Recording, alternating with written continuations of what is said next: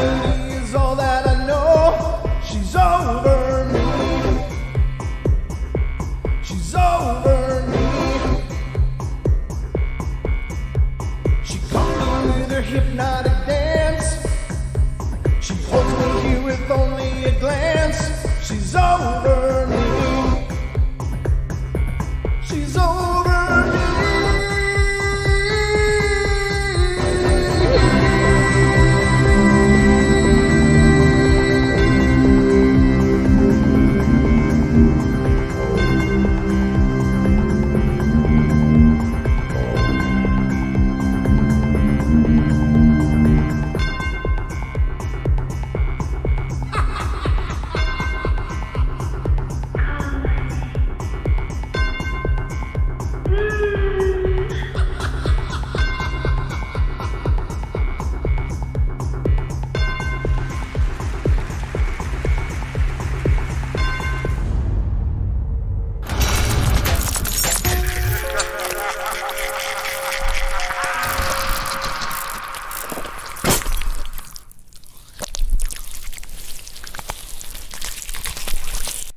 I love that noise.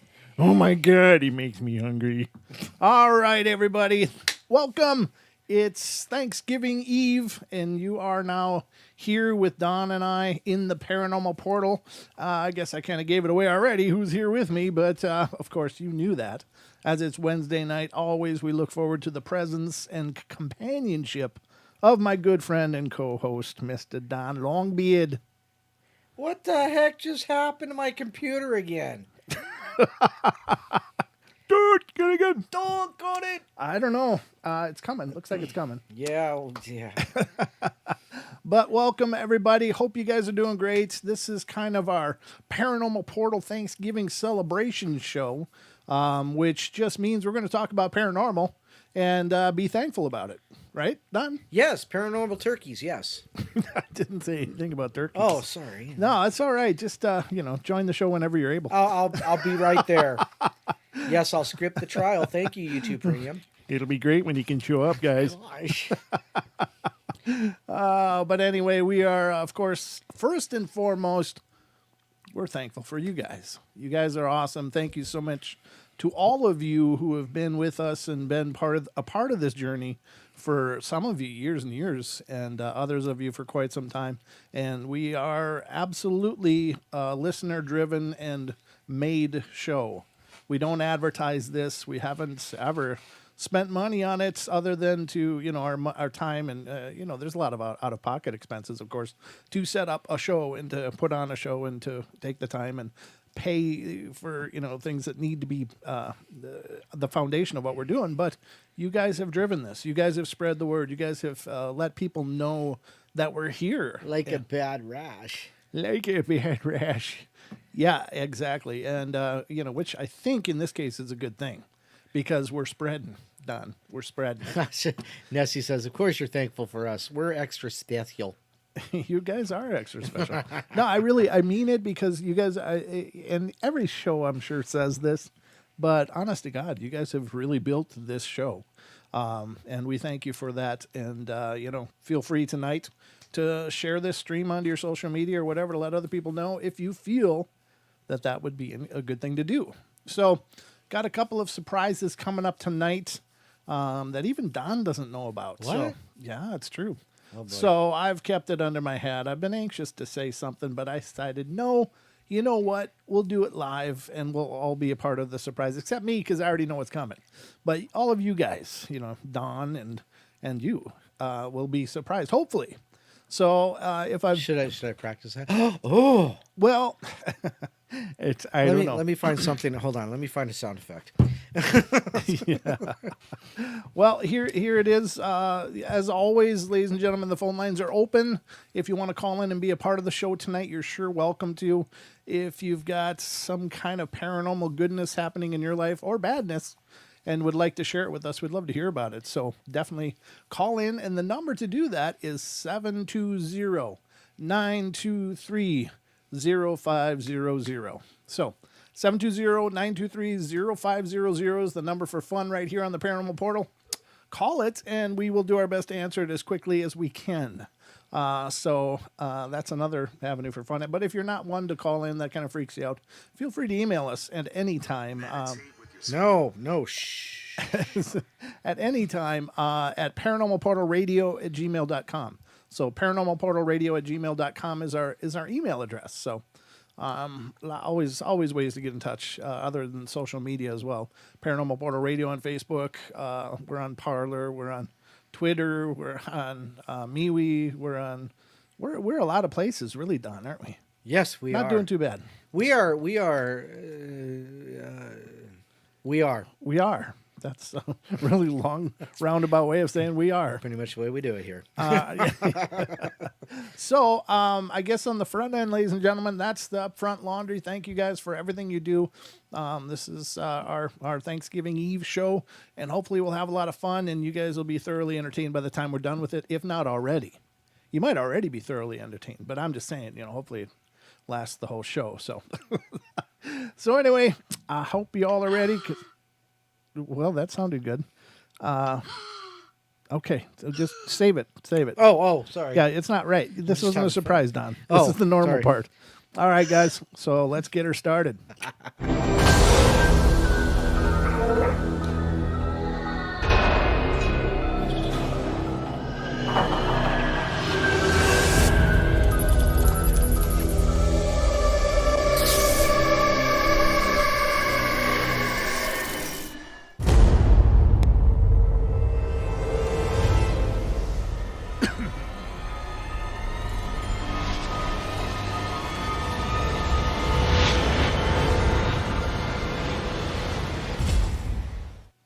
All right, ladies and gentlemen, we're underway again right here on the Paranormal Portal, and I suppose it's a good time for surprise number one. And this is, Don, where are you getting these sound effects? Pornhub or what? What the hell is going on here? Jesus. I'm not sure what Don is working on over there, ladies and gentlemen, but maybe we should give him some privacy.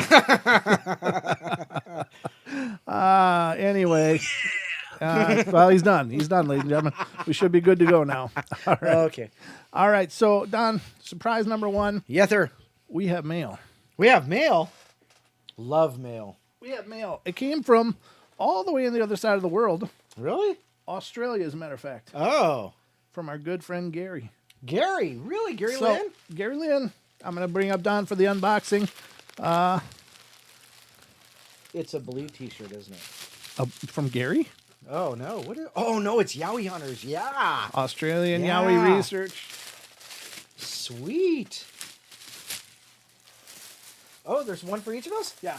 Oh, that's rocks. I got one too. Oh, that's awesome. Oh, look at this shirt. Wow. Right. Okay. This is from our good friend Gary Lynn over in Australia. He is part of Australia Yowie Research along with Dean Harrison. And he have sent us these amazing shirts. Look at that. And we're definitely going to have to Yowie. sport that. Wowie, Hold on, I baby. got to put this on. Let me turn this. Yeah. Oh, good. Yeah. Here we go. Oh, yeah. Yeah, baby. Yeah. This will be like the first new shirt I've had in a long time. No, that's not true. I've got a few. I got I'm Your There you go. Huckleberry, and I got the little Yoda shirt. But now, That's sweet. AYR, Australia Yowie Research. that's right, Don. Nice. Let me put this on. See if I can get over my big head. That's right. These are actually kind of cool. Oh, they're nice. They're nice material too. Yeah, they are. They got all kinds of sexy built right in, ladies and gentlemen. Wow. Check it out. I'm now Australia Yowie Research. Ouch. Isn't that cool? That's Yeah, I just pulled awesome. my beard. I've got you off camera in case you needed to go like showing nipples or something. Oh, nobody wants to see those. That's why you're off camera. That's why they call them moobs. All right, there we go. Now, Official. Did you check the rest of that? Oh, was there more? But wait, Where there's the hell more. did it go? I'm Oh, I not. threw it on the floor. But wait, there's more. It is. I got to go over the Longbeard camera. Oh, that's just the. I don't. Oh! What is that? Oh my God! Hold it up for the camera, Don. Wow! Like ruse? Are they from a roo? Oh my God, that's awesome! Now you can absolutely show people that you got a set done. Harvested. You're funny. Harvested from renewable sources, humanely processed. Humanely. Wow. Yeah, I got mine too. As a matter of fact, It's a roo scrotum. Yep. and it's a bottle opener. A bottle opener. That's the important part. So take me to church. That's freaking awesome. That is hilarious. Oh my goodness.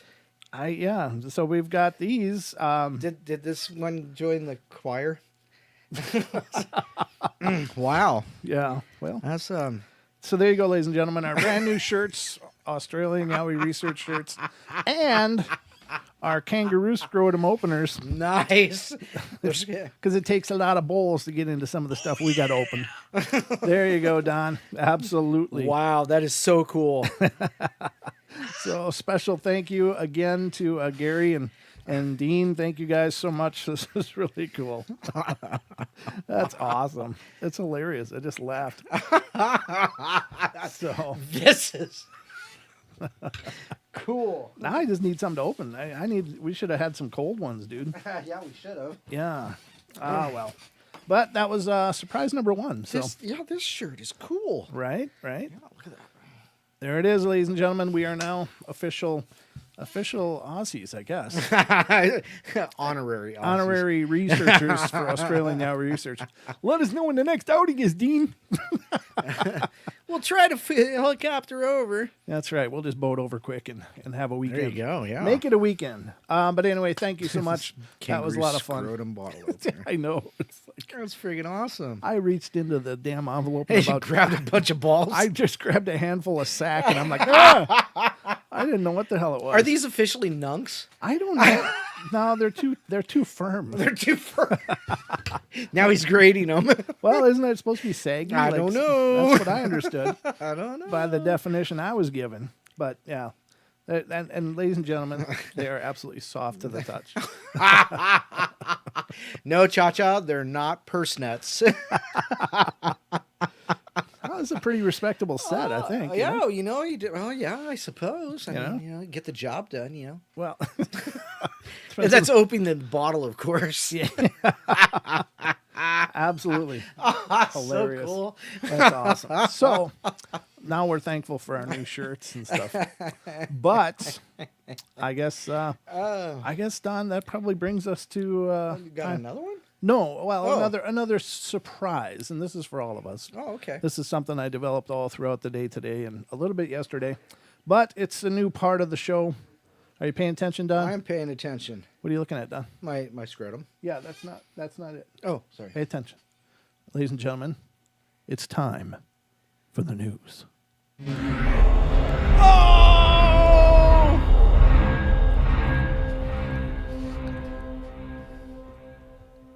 That is pimpness.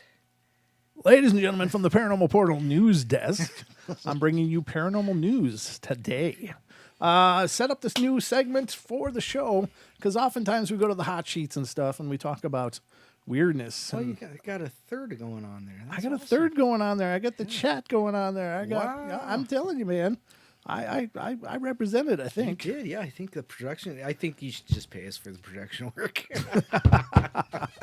So this is a new segment that's going to be taking place on most shows, most of the 2-hour shows anyway. If we got news stories to go through, this will be what you'll see.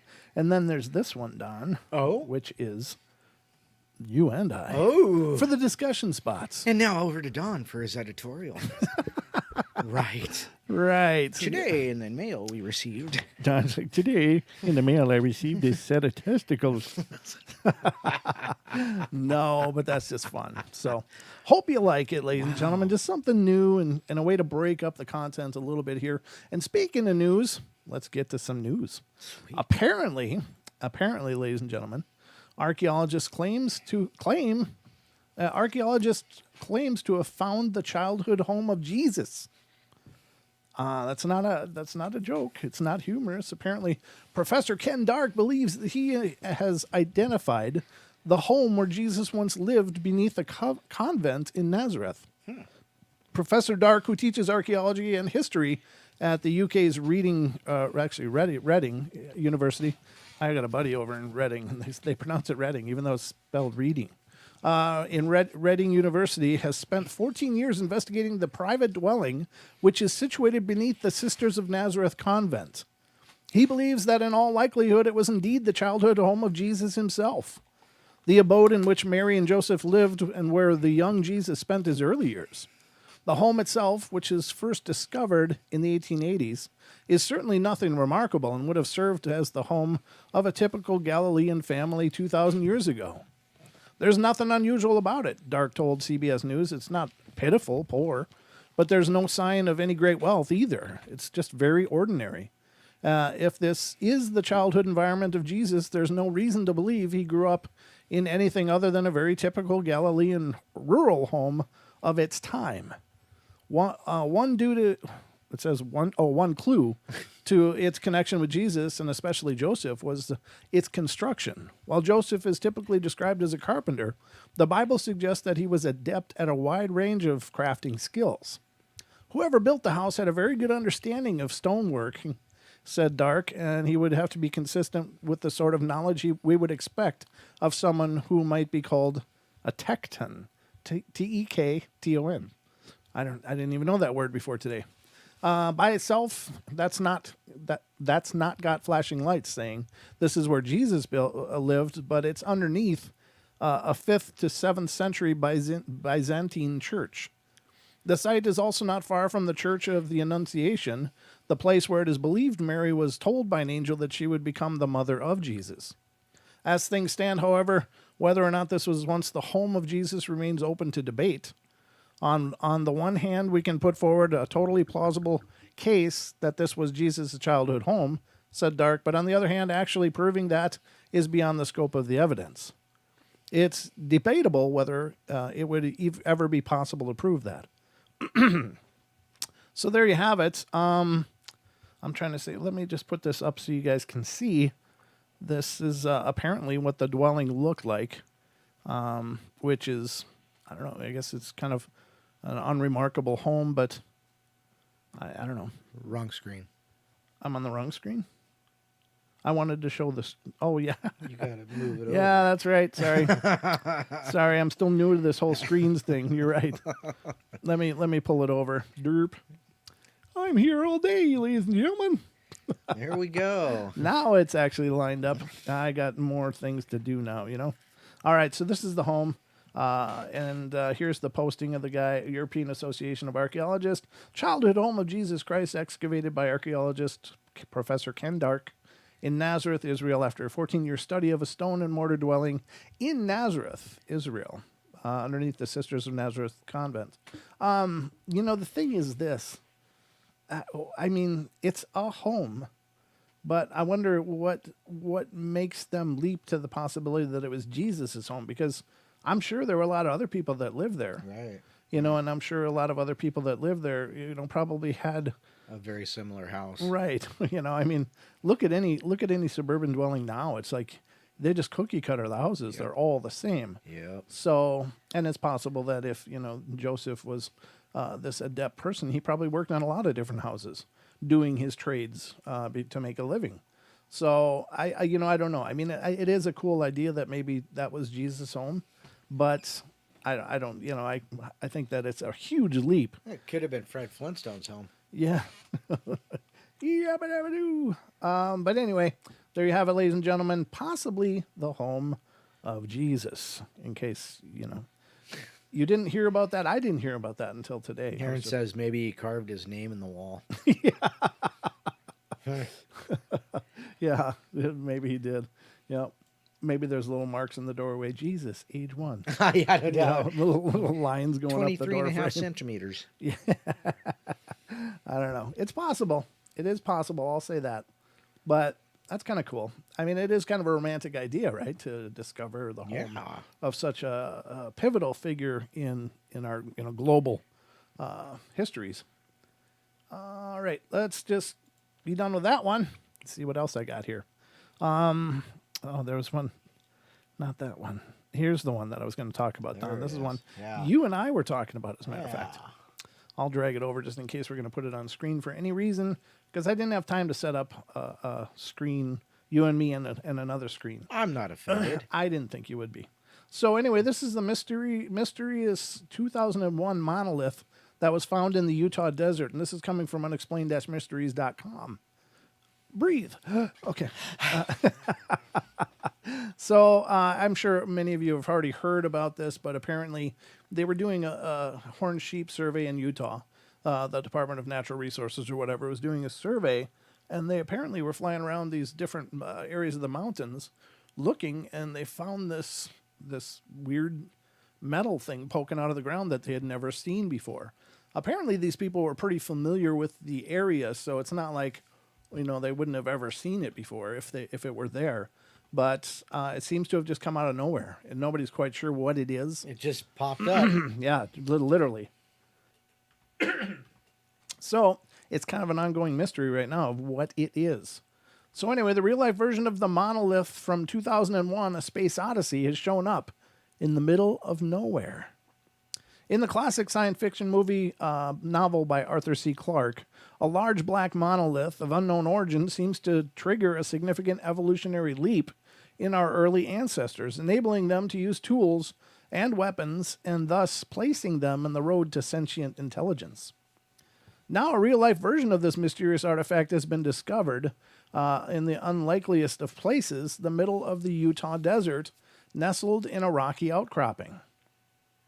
Okay, there are pictures, so I will put it on screen in case you haven't heard about this. And it says it was spotted by helicopter pilot Brett Hutchings, who happened to fly directly over it while helping wildlife resource officers count the number of bighorn sheep in the area. It's the strangest thing that I've ever come across out there in all of my years of flying, he said. Upon closer inspection, the monolith appeared to be made of metal and was firmly planted in the ground, suggesting that someone had set it up there deliberately. In all likelihood, it's some sort of modern art piece. However, it remains unclear who created it. So in the spirit of sharing this wonderful find, I'll put it up on screen, and there is a video attached. It's coming from The Guardian, which is, isn't that a newspaper, The Guardian? Yeah. Sure. It's just wild. Okay, we're going to listen to what they have to say. Huh. We got to see if there's any writing on it. Okay, the intrepid explorers go down to investigate the alien life form. Okay, I don't want all their dialogue as they're being witty and all that, but there it is in that outcropping there. That we're patrolling the other area in helicopter in an effort. I don't know. I'm terribly To count bighorn sheep. to count bighorn sheep. Thank you. But there you go. That's the actual monolith that's been discovered. 3 meters apparently. That's the curious part, is how did it get into that rock? You know, that would have been, I don't know. I assume it's maybe a limestone or maybe some other soft stone. I don't know. It's very weird though. Oh yeah, there's the group of apes encountering that black monolith from the movie. What is it? Triangular shape? It is, isn't it? It is, yeah. Yep, it's triangular shaped, which is cool. I don't know. I think that's kind of exciting. It would be neat to think that it was done by extraterrestrial intelligence or something. I don't think they'd use rivets, though. Is there rivets? It looks like there yeah, was, you know what? You're kind of right. like Let's a look at bolt that or again. something. Yeah, let's get past the monkey part. Yeah, it does. It does look like it's riveted. So obviously, somebody's just looking for. Yeah, there it is. There. You're right. So probably not extraterrestrial, but definitely interesting. Special thanks to The Guardian for inadvertently giving us permission. Kev Baker says it was on Google Earth back in 2016. Oh, really? Yeah. So it's been up that long, but it took that long for anybody to see it, or at least to bring it to national attention. Huh. Well, there you have it. Interesting story. I don't know. It's just kind of cool. Cool possibility, I guess, you know. True enough. True enough, right, Don? Ta-da! Ta-da, ta-da. Hello to Kev Baker. Happy, well, it's not Thanksgiving over there, is it? But No. it's Thanksgiving here. He's like, you bloody traitors. You Yanks can have that celebration all to yourself. He's Scottish, not British. That's true. I think we're still Yanks to them, though. Are we still that's Yanks to probably the true. Yeah, Scots, too? I think so, yeah. Kev, let us know. I want to know if I'm a Yank to you guys, too. No, that's cool. It's good to see you, and I do hope you have a good weekend, whatever you're doing, though. Obviously, but it's cool he's coming to hang out. Kev's a longtime friend of the show and has been on the portal a few times, and we've been on his show a few times. Oh, there's a call from Australia on the board. Oh my God, there's 2 calls from Australia. How is that possible? I don't know. Let's find 3 out. minutes. We'll go to the first one. First call from Australia. Hello, welcome to the show. Hey, how you guys doing? We're doing good. Who is this, Gary? It is, mate. How you doing, mate? Oh, we're doing great. Thanks so much, man. The package is cool. Quite, and the package. Good stuff, mate. Mate, we got plenty of roos over here, so it's not a big deal to give you guys a couple of nuts. Believe me, we needed them. Those t-shirts look pretty good on you too. Yeah, brother. they're I'm feeling good too. I know, right? It's like this warm Australian hug. As Brent and I were talking about, those shirts will add about 3 inches of chest hair to you now. I've heard they boost testosterone, is what I've heard. Well, that's why he sent the nuts. According to Dean. Yeah. That's exactly right. Exactly right. No, it's brilliant, man. Just give us a call and say hello, and yeah, you're welcome. We man. appreciate it, buddy. That's brilliant. Wow. Thank you so much, man. And we'll have to get you guys a couple of shirts too. That sounds good, boys. All right, have a good day. All right, take thanks, care. buddy. See you now. Yeah, just see ya. That's really cool. Now, who's on the other line? Who's on the other Australian hotline? Let's see who's here. And this is area. Well, it's Australia. It's Australia. Yeah, Paul. Hello. Aussie Tiger. Aussie Tiger. Oh, Oh, hey, it's Aussie Tiger. How you doing, buddy? Yeah, I just around to wish you guys happy Thanksgiving. Oh, thank you, brother. I appreciate that. When's your guys' Thanksgiving? Oh, yeah, it's Thanksgiving Eve. Today it's actually Thanksgiving for us. Do you guys have a Thanksgiving celebration? Not normally, no. Oh, okay. Well, They're just thankful they didn't get ate today by everything in Australia. yeah, everything over there will eat you. Not everything that eats you. but anyway, that monolith story, that's the other reason why I was calling. What was that? I've actually, via another channel, I've actually found out that is 100% man-made. You can actually also see the cut marks in the ground where they've actually used like a concrete saw or something. Huh. Wow. I can't understand what's he saying. There was another one that was 100% man-made and cut out with a concrete saw is what I understood. That's one. Oh. Oh, that one? Yeah. The one in Utah? Yeah, I just got to... Oh, there you are. There, now I can hear you much better. Yeah. Yeah, had it on a new system, and turns out the speaker's stuffed on it. Oh. So what are you saying now about the monolith? That monolith, Yeah? by another channel, because there was another paranormal channel, Third Phase of Moon. Oh, sure. Through that channel, it's actually found out it's 100% man-made, riveted and all, Sure. and there's actually cut marks where they've actually done an investigation on it, and it turns out it's purely man-made, that monolith. Sure. Yeah. Yes. As soon as there was rivets on it, I was like, nope, it's not extraterrestrial. Yeah, it's definitely man-made because it's been there too long. It's been there at least 4 years. Yeah. And yeah, I think someone's just definitely a fan of that Space Odyssey movie. Yeah. Oh, sure. Yeah. It's cool though. I think it's kind of cool. 2001 movie, Yeah. Space Odyssey. Yep. 2001. Yep. Yeah. I think it's a cool thing, but it's it's too bad. I wish the aliens would come and drop monoliths around so that we get smarter. Well, they built the pyramids. Ain't that good enough for you? It is, but it doesn't. It's amazing, of course, but I think we need help now. Yeah. We got a lot of stupid right now going around. Yeah. But who knows? Maybe an alien told a man, yeah, rivet this and I'll go drop it for you.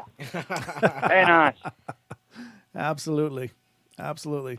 So how you doing otherwise? Good? Yeah, got my ears pierced. That stung a bit, but no biggie. Oh, okay. Gotcha. Well, that's fantastic. Was there anything else, Yeah, it's brother? an early Chrissy present for me. What's that? It was an early Christmas present for myself. There you go. Oh, cool. Yeah, you gotta take care of yourself, man, for sure. Yep. Absolutely. But it's Yeah, good. no one else is going to do it. All right, brother. Well, it's a pleasure hearing from you. Thank you for your Thanksgiving wishes, and I hope everything is going great for you, man. Yep, likewise. All right, brother. Take care. You too. All right. Now, what are the odds that we would end up with 2 calls from Australia? Well, you know, That's pretty cool. Yeah, that's way cool. Yeah, that's awesome.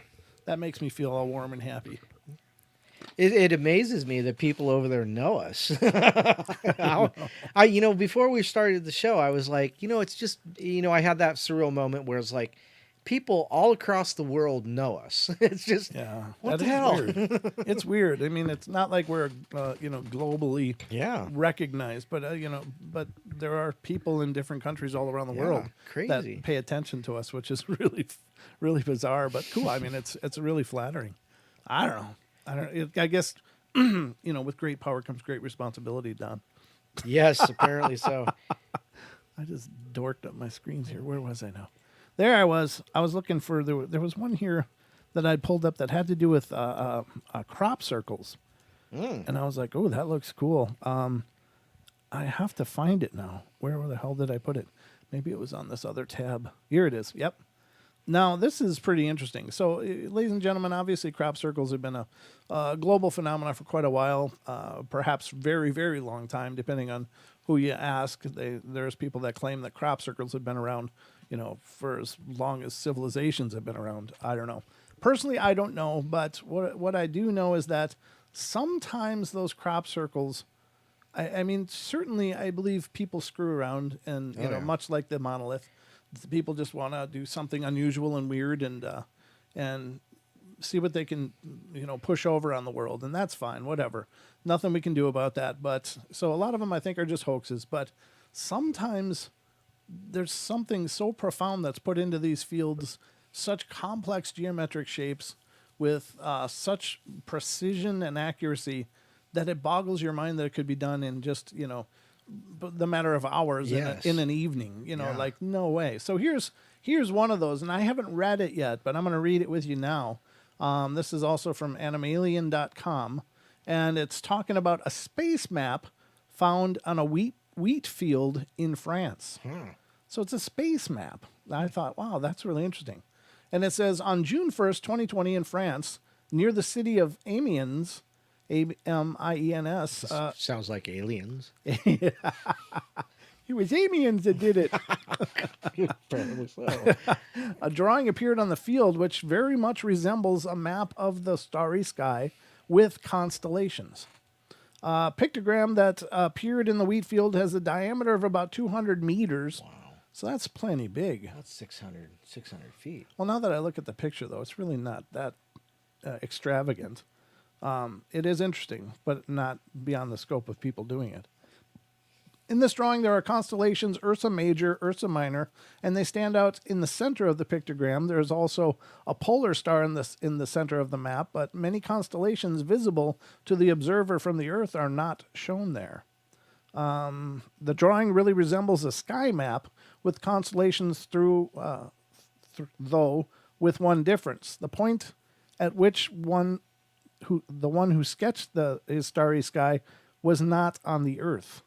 Oh, so it's not from an earthly vantage point. Well, now that adds a little mystery, doesn't it? Yes, it does. It remains only to understand from which planet can you observe the constellations exactly it is drawn as on this map. Could it be Venus? If so, then who drew it, and who drew it all, and why? That is curious. So that's not what we would see if we looked up at the North Star and right. It's not from an earthly perspective. right. So that's pretty profound, I guess. So that means somebody's watching me.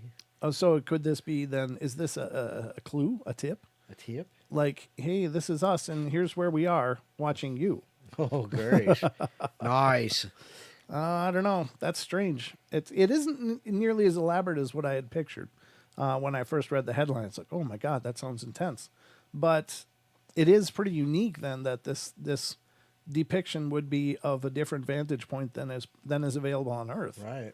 So either someone's being really extra clever, or is it possible that this is kind of a message like we're here looking towards you, and I don't know.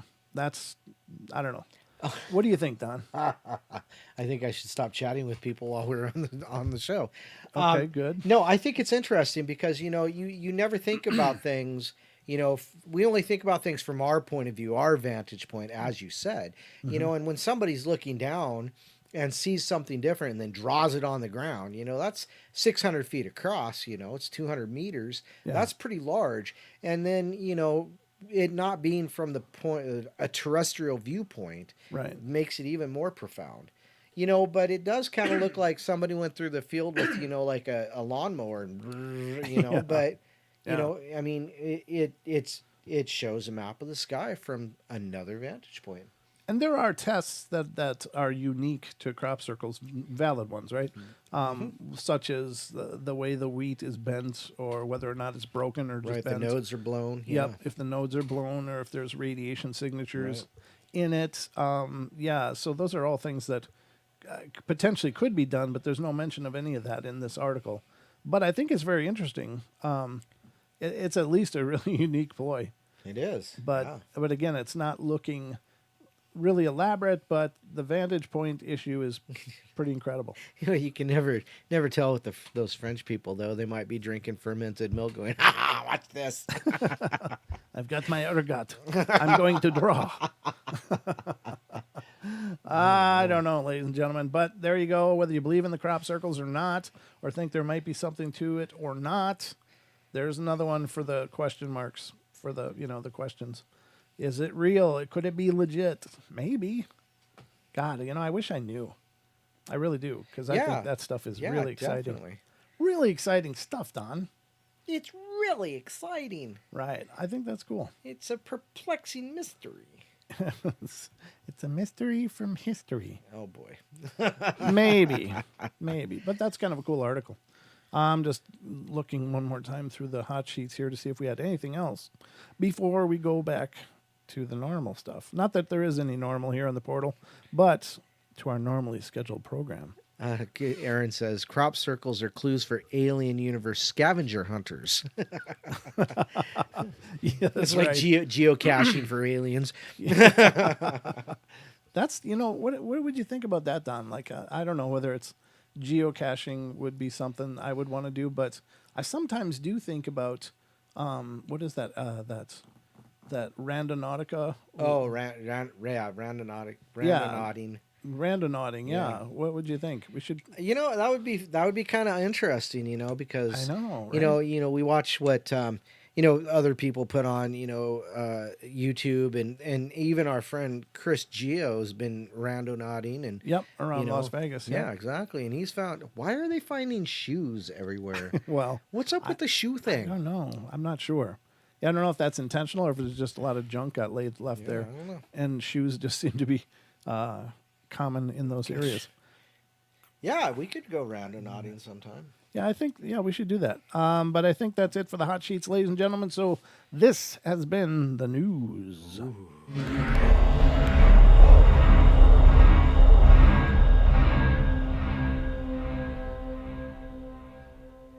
Welcome back, ladies and gentlemen, to the regular scheduled program. I'm still your host, Brent Thomas, and joined by my good friend and co-host, Mr. Dan Longbeard. Hi. I just had fun with that. I think it's kind of fun to break it up into segments. What do you guys think? You got to let me know. Was that worth the effort, or was it just kind of silly ridiculousness? No, the graphics were awesome. Oh, thank you. Now, if we could just Thank get you. that sky map going around. Yeah, right. So nice. The news. Oh, okay. Thank you, Haxer. I appreciate that. Thank you, Farm. Thank you, Unknown. Appreciate it. I just, I like to kind of mix up your experience because you guys are here. A lot of you are here every time I do a show, and it's like, well, I don't want you guys to get used to just seeing the same thing over and over. So I want to keep innovating and making this experience new for you guys as much as I can, as much as I'm given time to. But anyway, oh, thank you. Everybody seems to be all for it. So thank you guys. I appreciate that feedback.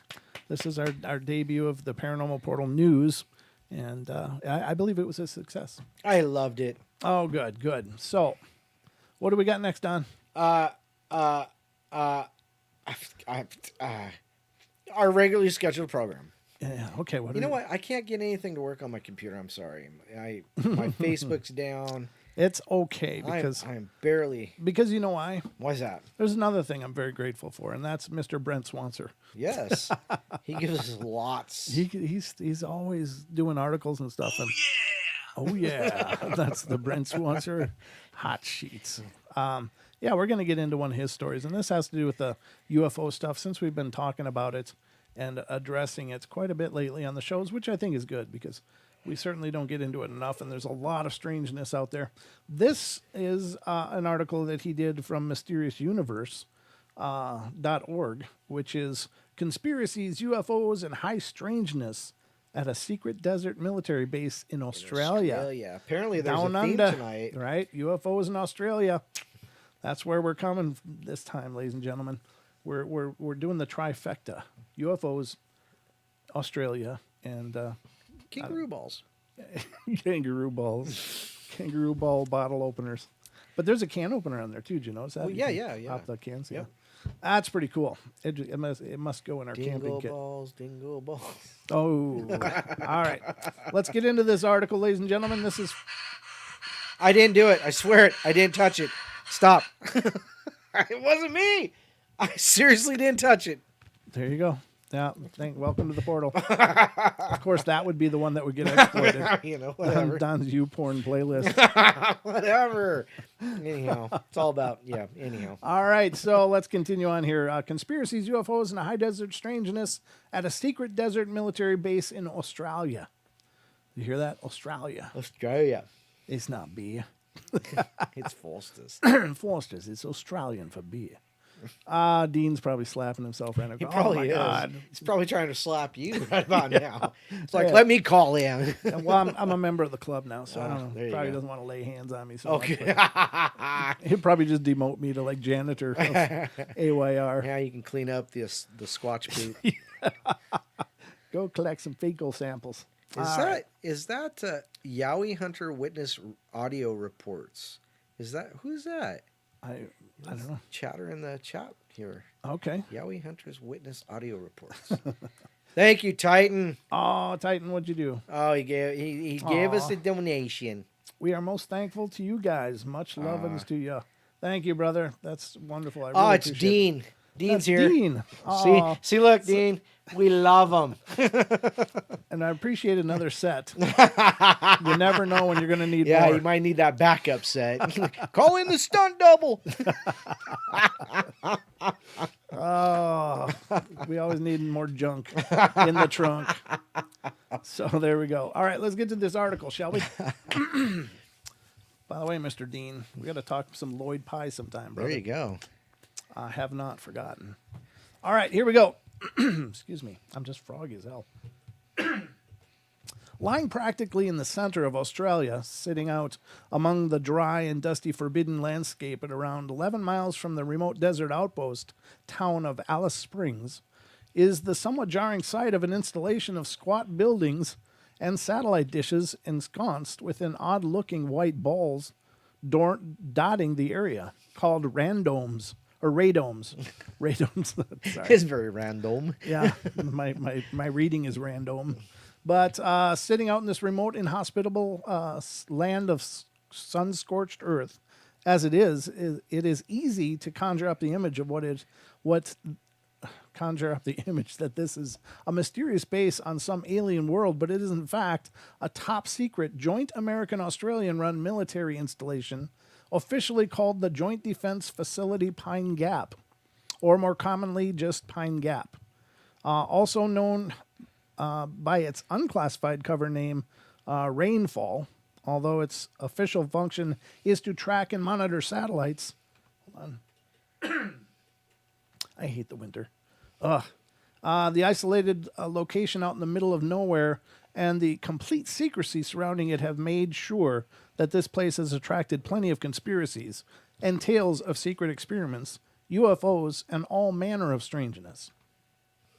The base itself began operations in 1970, established by the U.S. Central Intelligence Agency. Well, that's always a bad place to start.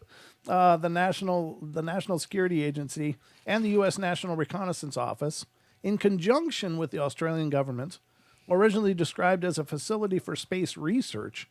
Its main purpose, or at least what they tell us, is satellite surveillance. Its location in remote moonscape of an area perfect for watching vast expanses of the skies, as well as hiding from any spy ships passing in international waters that might try to intercept the signals from its array of spherical tracking systems. Since the Cold War, it has been utilized as a missile detection and tracking station, as well as for intercepting and recording weapons and communication signals from hostile nations such as North Korea. The base employs around 1,000 people, sprawls out over at least 20,000 square meters of floor space. Wow. That's huge. And houses a massive expanse of supercomputers and a spider web of tunnels beneath it all. However, its exact layout and the extent of its subterranean facilities are hidden behind a wall of classified top secrecy. Bum, bum, bum, bum. Since it is a secret, reclusive desert base, completely off limits to outsiders, patrolled by armed security, and surrounded by fences generously festooned with keep out signs, it is perhaps no surprise that over the years strange tales have gravitated towards Pine Gap, ranging from the weird to the totally outlandish. Wow. I gotta say, I've heard the name Pine Gap mentioned here and there. What the hell is with all these ads? Jesus. Excuse me. Hold on. Got a cough. Somebody's got to pay for the website. It's true. I understand that, but it's just they got a lot of pop-up overs and scrolling ads too that kind of suck. Perhaps one of the most well-known, publicized, and plausible stories surrounding the facility is that it has been instrumental in coordinating and carrying out lethal drone strikes in war zones such as Afghanistan. Rumors which angered many Australians who did not want to be complicit in illegal targeted strikes and objected to having that blood on their hands. The accusations of Pine Gap being used to coordinate these killer drone strikes have been categorically denied by military officials for years, even though declassified NSA documents have shown that similar facilities, such as Menwith Hill Station in the UK, have indeed been used for launching targeted drone strike missions. So these documents heavily suggested that Pine Gap, with its cutting-edge technology, is also used for these purposes. There's been some confirmation in that the NSA has admitted to using Pine Gap for intelligence sharing and for missions concerning the war on terror, whatever that may entail. Yeah, that's those blanket terms. It's like, oh, okay. Yep. What is that exactly? Similarly, nefarious and unethical claims are made by famed whistleblower Edward Snowden, who has said that Pine Gap is heavily used for intercepting communications not only from enemies of the state, but also from private communications over phone, emails, faxes, and essentially allowing the military to eavesdrop and spy on anyone in the world at any time. Monitoring everyone at all times, making this more ominous still, is that they have been claimed to be at least 2 areas of the base that are completely off limits to Australian personnel. Of course, both governments of Australia and the United States dismiss all of these allegations, but still they persist. After all, that the government would be involved with this will probably be not that big of a stretch of the imagination for many, yet this is just the tip of the iceberg when it comes to Pine Gap. And other claims start to veer off into the bizarre. Yes, I'm talking about UFOs and aliens. Pine Gap has been, for years, been ground zero for all sorts of claims of UFO activity in and around the base. It has gained a reputation as a hotspot of UFO sightings and has even gained the reputation as Australia's Area 51. Yeah, that makes sense. furthering its cred as a decidedly oddball place. One strange type of report that has popped up frequently is that of all the hidden camouflage doors in the surrounding area of the base that strange flying craft come and go through. In as early as 1980, there was a report from 2 police officers that were in the vicinity helping with a search for a missing child, combing through the desert scrub when right in front of them, a door opened in the ground and disgorged several bizarre craft described as flying bathtubs. Wow. Wow. These mysterious objects then flew across the base to enter some sort of portal that appeared in the hills not far away, after which it and the craft vanished. A similar report occurred in 1989 when 3 hunters saw a hidden door open in the hillside they were on, from which emerged a large metallic gray disc. The door then closed to blend perfectly into the environment as if it never existed. This flying object then reportedly silently flew out across the base to hover right before it, before shooting straight up in the sky at a breathtaking speed.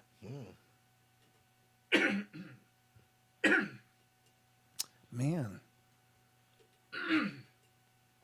Sorry, I don't mean to be crude. It's just this air is so dry. Other strange UFO activity has been reported from the base as well. Back in 1975, the pilot and passengers of a private plane flying not far from Pine Gap witnessed a huge white light take off from the base and shoot off into the distance at speeds far exceeding a normal aircraft. Interestingly, when they tried to file a report of the sighting, they were told in no uncertain terms to forget what they had seen. Perhaps even stranger than this was an incident that supposedly happened in 1984 when a group of 5 UFO watchers were staking out the area after apparently receiving an anonymous tip that something big was going to go down at the base. And it seems that they would not be disappointed. They claim that there was a sudden flurry of activity by personnel at the base, after which a beam of light shot into the sky and formed some sort of cloud-like portal, from which flew 5 UFOs that flew around the base, shooting down green pillars of light at the domed radomes for several minutes before entering the cloud again and vanishing into thin air. There have indeed been numerous other reports of UFOs hovering over the radomes, and these domed radar installations seem to be of particular interest to these mysterious craft. The mention of the portal in this case fits very well with some of the other off-the-wall conspiracies about the Pine Gap base. It's long been rumored that among the many secret experiments allegedly carried out at the base are those concerned with opening up doorways to other planets and even other dimensions. Wow. Stargate. That's a stunning something. Wow. Other experiments said to happen at the base are those involving time travel, teleportation, reverse engineering alien technology, controlling the weather, and creating super soldiers. You name it, there's probably been a conspiracy claiming that it is an experiment being carried out at Pine Gap. It's hard to know just how many of these rumors are true and how much of it is just conspiracy theory nonsense. But considering that it is such a top secret place that no one can get near out in the middle of a forsaken wasteland, it's not hard to see why it has managed to attract so much weirdness. Yes. What is with this place? We will perhaps never know what really goes on there, but as long as something is going on there, the stories will likely continue to swirl, and if you want tales of UFOs, weird experiments, and high strangeness, you can do worse than Pine Gap. Wow. See, I had never heard, like I said, I'd heard Pine Gap just come up as a name that was dropped in, conspiracy lore and, the Area 51 lore. When, I've heard of other Area 51s around the world, Pine Gap was always a name that was dropped, but I didn't realize, how weird it is over there. It doesn't surprise me, though. That's, the NSA, CIA, and everyone have got their fingers in it, but I don't know. And granted, ladies and gentlemen, obviously you can't take anything of, you can't take 100% of any claims. You've got to, take it with a guarded skepticism, I think, whenever you hear outlandish claims. But, this is something I say often on the show, but if only 1% of the stories that people claim are true, then there's still something amazing going on and something absolutely beyond imagination. And so even if all the stories aren't true, that's not the important thing. But if one of those stories is true, that's absolutely frightening and concerning, I guess, because here's the thing. Obviously, Don, we've talked about the Eisenhower Accords and Right. and this cooperation between the U.S. government and the Zeta Reticuli? Was that who Right, we- right. The Greys. The Greys, and and hearing about those agreements and possibly having to do with alien abductions, that they Right. maybe received a green light, like, yeah, you can give us some technology and go suck up as many people as you want. We got cow butts all over the place out there. Hey, special shout out. We've got another special person. We've had a couple in the chat today. But Mr. Wes is in there wishing us happy Thanksgiving. Mr. Germer, welcome, brother. Thank you. I appreciate it. You see, we got free shirts from from Australia. And check it out, Yowie Wes. Research. Official kangaroo balls. Nice. We're just trolling for gifts. Yeah, well, that's I'd really be grateful for. Oh, I'm just kidding. But yeah, that's really cool. It's good to hear. But I think that there's I don't know what to think of all these claims though.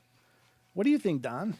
I mean, this is kind of your interest. interest. It falls right in with all the Area 51 stuff and the Dugway 52 stuff, and it's just, what can you believe? I mean, are we going to storm Pine Gap next? Like they stormed Area 51, Yeah, show us them aliens. which consisted of like 5 guys in a hookah with some loud music. Yeah. Stormed Nobody Area 51, like 5 people about showed a up. tank. Yeah. But it really, there's got to be, we know Russia has basically an Area 51, in Australia, but whenever somebody says CIA, NSA, all those alphabet soups, Yeah. it's like, what can you believe? I mean, you Right. can't believe anything that goes into it. You can't believe anything that comes out of it. But some of the things that are just beyond explanation without, going there, So, and hearing about these things, these flying bathtubs that fly across the base and fly into a portal. Yeah. First of all, why would somebody build something that looks like a flying bathtub? I'd have to look it up. It's kind of weird. But I mean, once again, here we are with the conspiracy of secrecy, and just no telling what's really going on. Yeah. Well, I think for Area 51, whether or not you believe the guy is up to you all, Right. but, I think about things like Bob Lazar and how he came out and just, put it all on the table, Right, what just he'd put seen. everybody on Front Street. Right. And, to this day, I'm absolutely shocked that if what he's saying is true, I'm absolutely floored that he's still alive, Right, yeah. Because I would think that would be a death sentence. Well, he gets raided on a regular basis as well. Yeah, but that's almost like harassment. That's like, you know what? We're going to, pee in your cereal when you're not looking, but otherwise, screw you. Here's a Foster's. Enjoy it. Have a Foster's. It's Australian for beer. But I think I do kind of believe what Bob Lazar said, because he at least came out with information that eventually proved to be true, like the elements 115. Right. Yep. Yeah, element 115 and some of the other things that he talked about, and I was watching his appearance on Joe Rogan, or at least when Joe Rogan was talking about it with Right. Dave Schrader and those guys, and it was interesting to think that he really did possibly see this stuff. Right. And what does that mean? Well, I have seen weird things myself. So like a flying saucer. So the idea that they're here to me isn't like, that's not bizarre at all. But what is bizarre is that there's a potential that they have this secret pact with governments to, Right. To basically do whatever the hell they want. Right. And, that's the part that's weird. It's like, if they're so advanced, wouldn't they think that's, sucking people up, through their houses might be a little bit of a infringement upon their liberty as a living thing? Right. I don't know. But then again, like Michio Kaku says, do you apologize for the anthill when you step on it? Right. Maybe they do look at us like that. Maybe that's how far back we are from where they are. Who knows? But I think it's interesting. And I do think that's a lot of our technology could very well have come from these craft, these reverse engineering and stuff. And, I'm realizing I'm preaching to the choir now, but, when you think of things like fiber optics, that's exactly what was described before fiber optics became a thing. Did Bob Lazar talk about fiber optics? He may have at some point, but I don't recall. But I remember hearing someone talking about the craft and how there was these cables of light. Maybe it was when we had on Donald Raymond Schmidt that he was talking about people describing the wires that had lights going through them and stuff, and now we have fiber optics. Like, so, well, that's kind of convenient, Right? Yeah. I think it was Donald Raymond Schmidt that brought up that this stuff is reversed engineered perhaps, and a lot of our technological advances are possibly from those things. At least a lot of forward thinking came from maybe looking at those designs anyway. Right. But right. I don't know, take it or leave it, ladies and gentlemen, but that's another exceptional article by our good friend, Mr. Brent Swanser. And he never disappoints. The man is a whiz. He's a genius. How's our chat room doing? They're doing good. Are they all entertained? Are you not entertained? Oh, we're so thankful for all of you guys. Thank you so much for being here with us. Who is here, Don? Oh, yeah, a roll call? A roll call. Let's see what we can do. So a roll call starting in the A's. That would be the top of the list, unless you alphabetize it backwards. We've got Aaron, Aiden, Aussie Tiger, Bomber's here, Mr. Naysay, Cha-Cha's here, Chris Jarvis, D is here. Hi, D. Digger Dog and Drake. Miss Elaine, how you doing? She took her dog out for a minute. Had to go take a moment. The bone hoe. There you go. Yeah, the bone hoe. Terry. Ethan's here. Hacker's here. Hilton, how you doing? There's Mr. Gary. Thank you again, sir. Jamie's here. Justin Goodearth. Les Marybon. Ms. Dill. Paul Holland. R. Stahlbaum. Renee. Hi, Renee.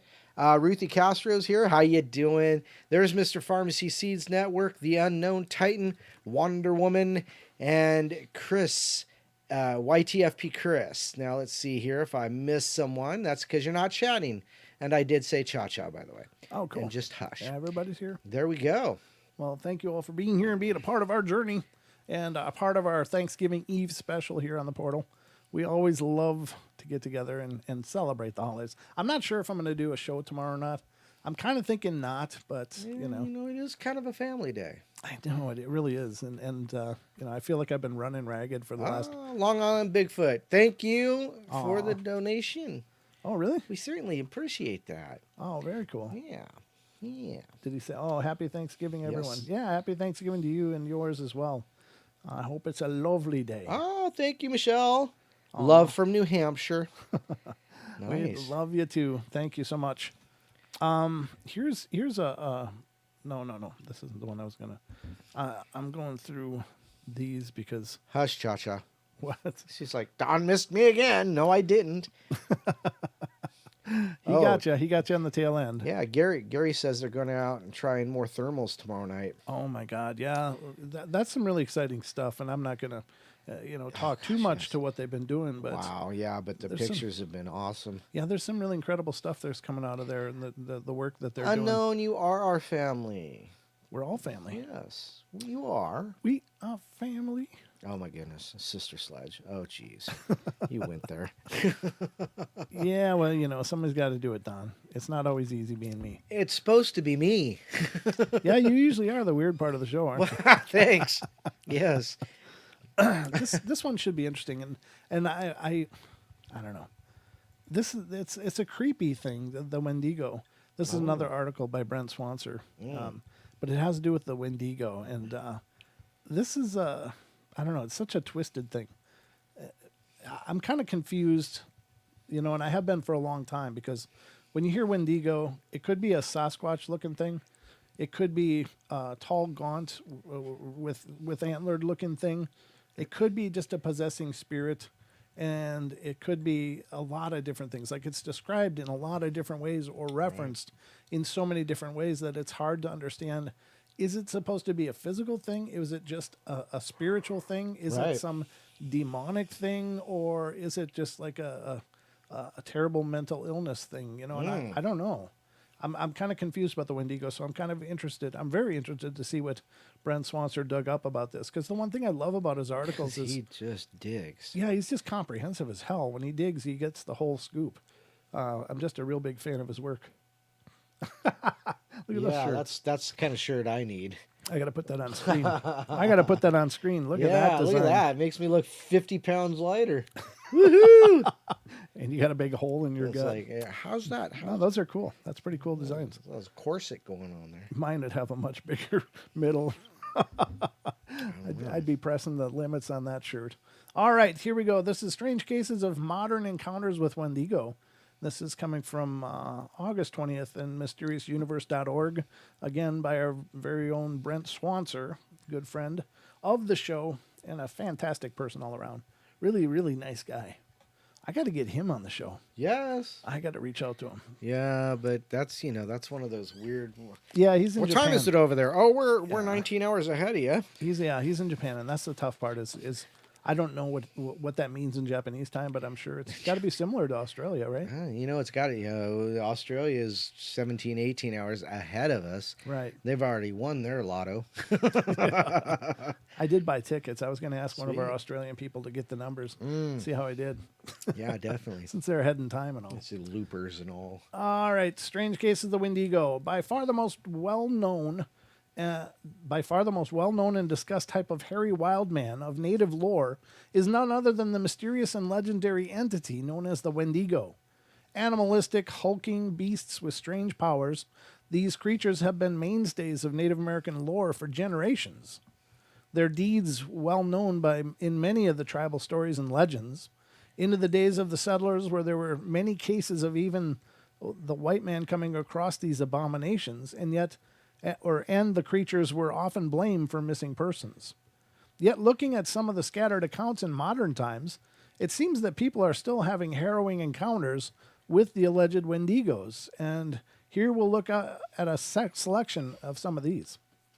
To truly understand these terrifying tales, one must first perhaps know what a Wendigo actually is, traditionally said to be and represent.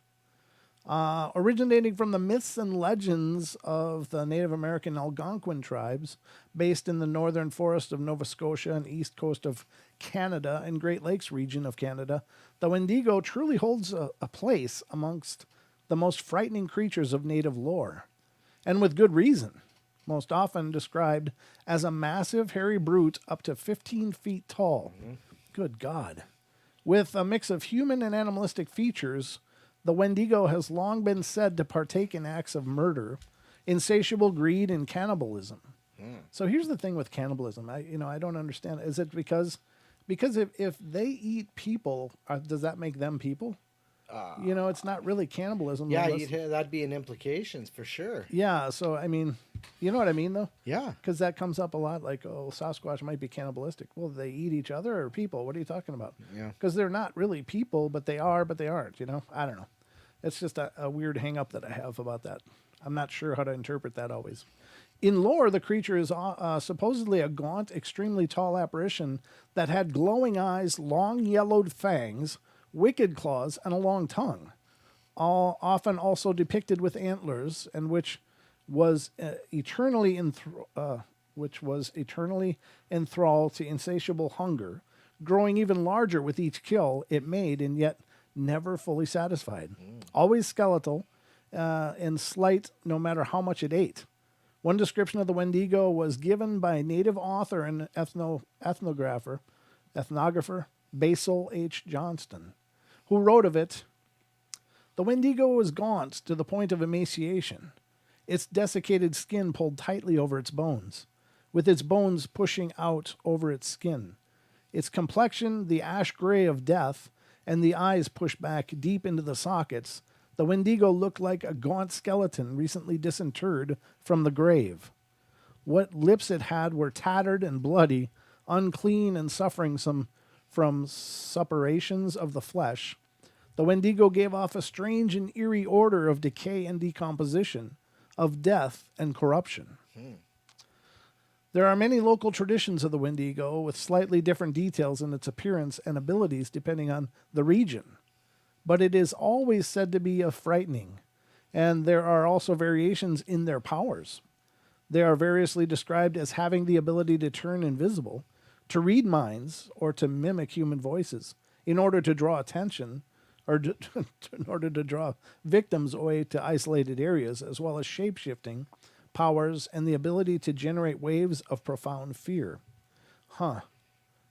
There again, I think about, what it's like when the forest goes dead quiet. Is that what those waves could be? Would that be similar?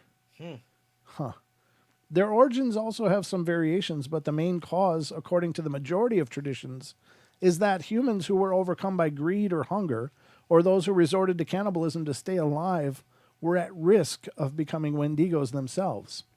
In one account of the origins of this beast, the Wendigo started as a warrior who made a deal with the devil in order to save his tribe from unspecified calamity.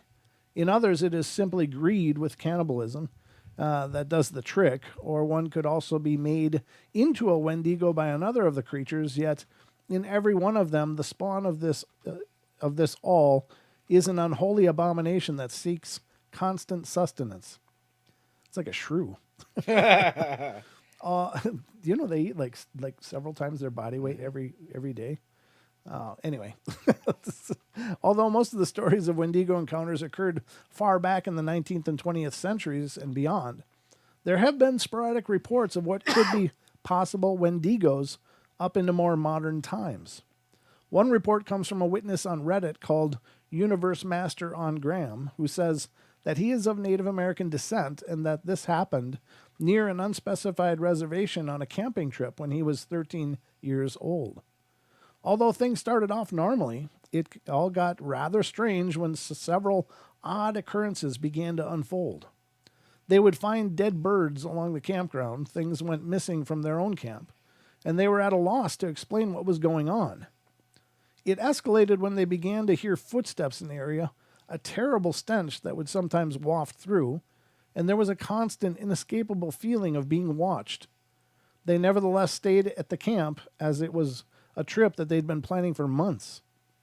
And on the second to last day, something very bizarre would unfold, of which the witness says, although these occurrences were a disturbance, it didn't deter us from staying for the final 2 days, as we had been planning it for months. But one experience years ago, on the day right before our departure, still haunts me to this day. I'd been strolling through the forest while looking for firewood when I heard rustling in the bushes behind me. As this happened, it seemed that all life ceased around me because I could only hear my heartbeat and the lone, heavy footsteps approaching me. Then I heard my name called from what seemed every direction, yet echoed them from in front of me, while also coming from behind. Wow. That's totally horrible.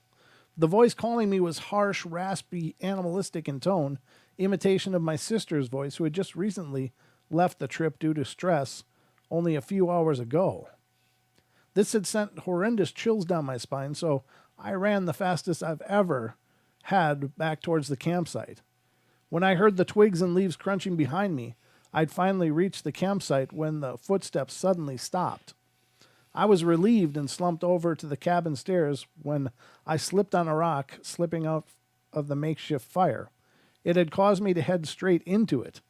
The blazing force of nature had almost burned my face when I was just stopped mid-fall. I hadn't gained my balance. It was just as if something was hanging on to me and pulled me back. I'm not sure what it was, but my family suggested that it was my guardian angel saving me from an early death. But after that experience, I have never been to the same campsite ever again, and didn't go camping for a few years after that. Still, what really scares me the most from back then, oh, that was weird, back then was that when we had been leaving the site, I looked back from the car window and saw a figure standing at the tree line staring at me. It was lanky and looked starved to the point of having its skin wrapping tightly against its bones.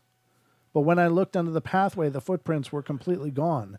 And as I blinked, we rounded the corner, and it seemingly vanished into thin air. This has left me questioning what is those woods, and was it a reality? But when my sister asked me why I was so shaken, I told her what I experienced, and her face went pale. She had told me that before leaving, a terrifically gaunt figure had been watching us across the riverbank, and that it had noticed her and ran away on all fours at a fictional speed. She said shakily, staying quite frightened after, until speaking with a phrase that still haunts me today. Before I had left early, that thing had left long, deep scratch mark on the trail sign. It was the one that had chased. It was the one that I was chased me on. Okay, yeah. Now that sounds eerily familiar. Like I might have read this at another point. So I'm sorry if it's redundant, but I don't remember it. I remember parts of that story, but it might just be that story was somewhere else as well. So, what was this thing, Wendigo or not? It is very creepy, to say the least. Another report comes from Reddit user Cat Zaidan J, who does not specify his exact location, but assures us that it is an area where Wendigos could and have been spotted. It started with finding mutilated animals around the remote property in rather grisly fashion, including dead foxes and deer that had their spinal columns torn out and strewn around, as well as vicious claw and teeth marks and limbs rendered from their bodies. Sometimes these animals were disemboweled and their entrails found hanging from bushes or trees like macabre Christmas tree ornaments. And sometimes they were simply torn in half, with one of the halves missing. It was all very unsettling indeed, but it was about to graduate into the horrifying. The witness explains, "So let me lay out the land for you. My house is about 100 yards from a small stream that splits the small wooded area in half. And on the far side of the stream from my house, there were large trees. So I was out there one day, and all of a sudden I felt cold and uncomfortable, like I was being watched.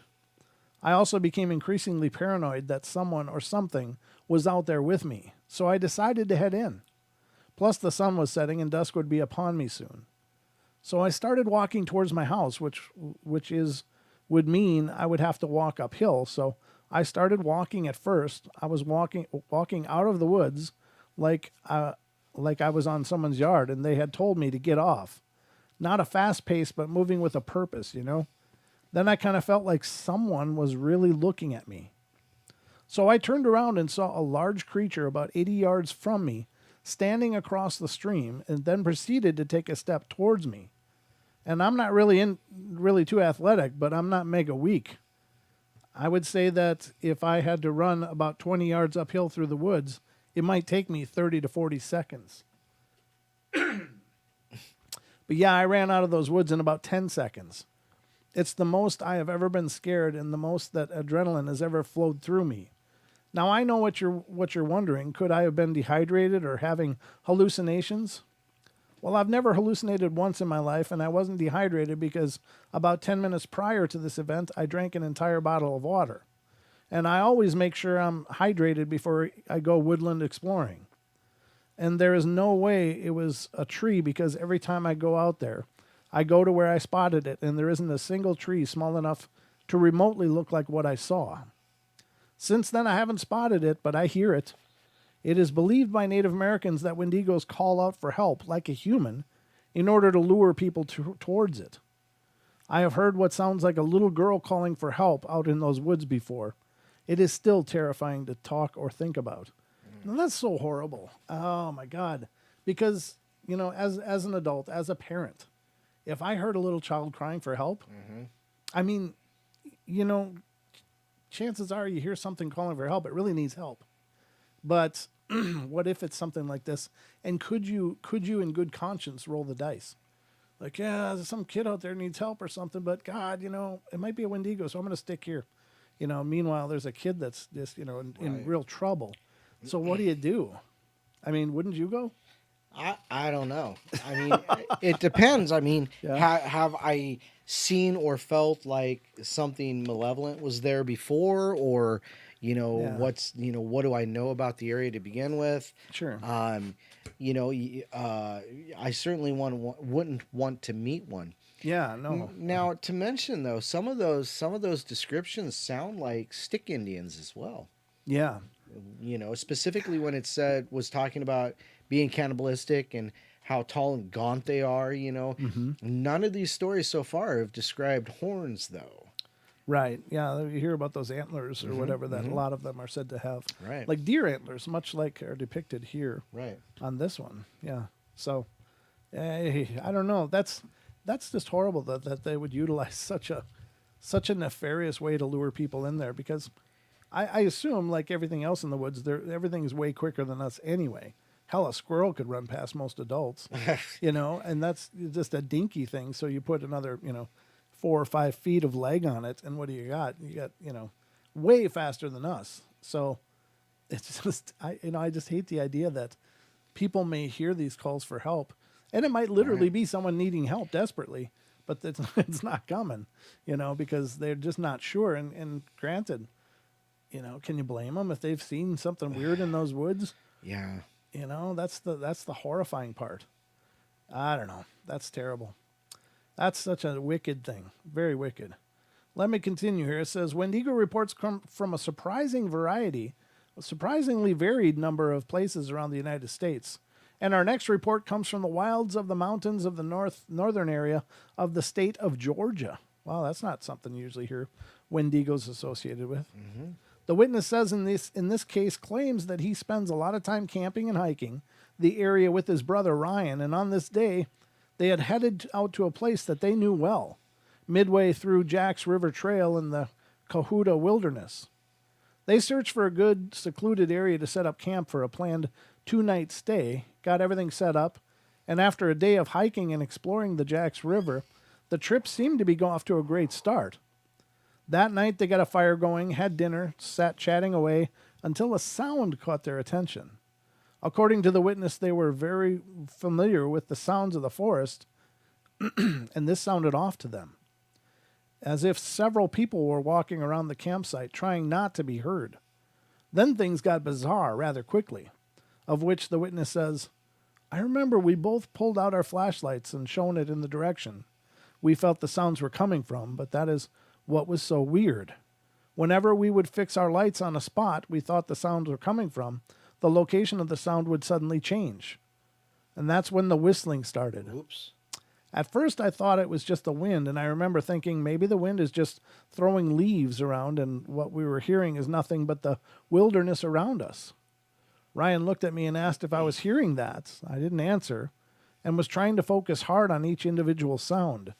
2 consecutive notes with roughly a 3 to 4 second gap, and then 2 more consecutive notes, over and over again. Ryan kept asking me if I heard that, and I put my finger to my lips to try to keep him from talking. The fear I felt was incredible. My jaw was tight. My fist was clenched, knowing I wasn't ready for whatever was out there, if it was anything at all.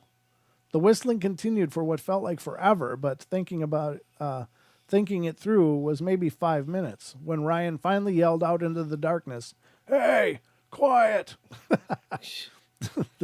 The whistling stopped. We sat there in silence for a few minutes when the woods erupted with noise. Wow. Something or someone was running in a circle around our campsite. The whistling came back, 2 consecutive notes with the same 3 or 4 second gap, and then 2 more consecutive notes. How could someone whistle this loudly without cracking, and also while also running? I was done. I stood up, shining my flashlight in all directions, trying to catch a glimpse of whatever it was screwing with us. Nothing. It felt close enough to touch, but we never saw a thing. And that's when the movement stopped. But the whistling was still constant. It was so loud, inhumanly loud. I looked at Ryan and told him to call the police. Now this is the part I will never forget. Like the rest of it wasn't. Yeah, already- like it's so forgettable. the rest of it was just nothing. The part I never like to talk about. While Ryan was on the phone with the dispatcher and telling them our location and what was going on, I stepped around the fire back towards my tent. Inside my bag, I had a 6-inch fixed blade that I always carried, and I thought I would feel a bit more comfortable with it in my hand more than just a flashlight. As I went to unzip my tent, trying to keep my eyes towards the woods, I heard some movement directly in front of me. I swept my light up in front of me, and for maybe 2 seconds, I saw it. Whatever this person or thing was, it was about 5 feet up in a tree. Ooh.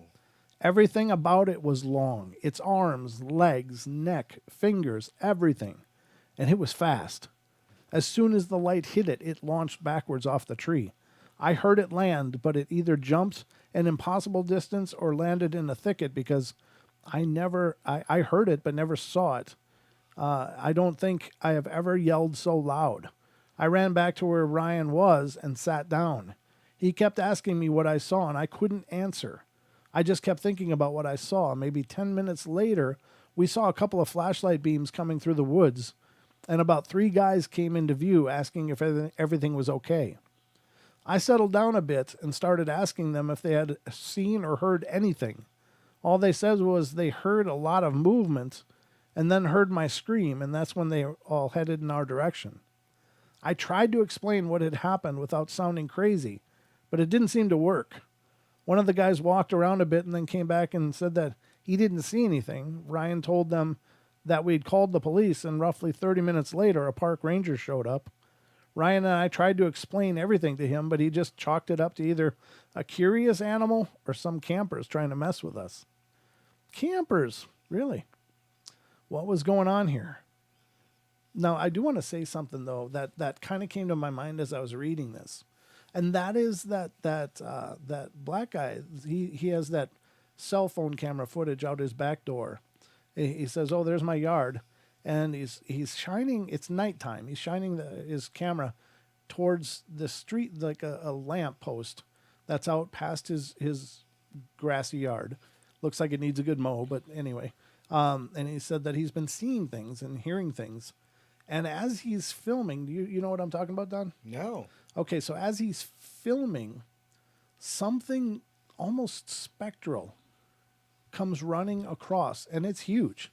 And he said he thought he'd seen Dogman. Mm-hmm. And it looks like a ghostly Dogman. It looks like it's not quite physical though. Mm. But you can definitely see these legs running.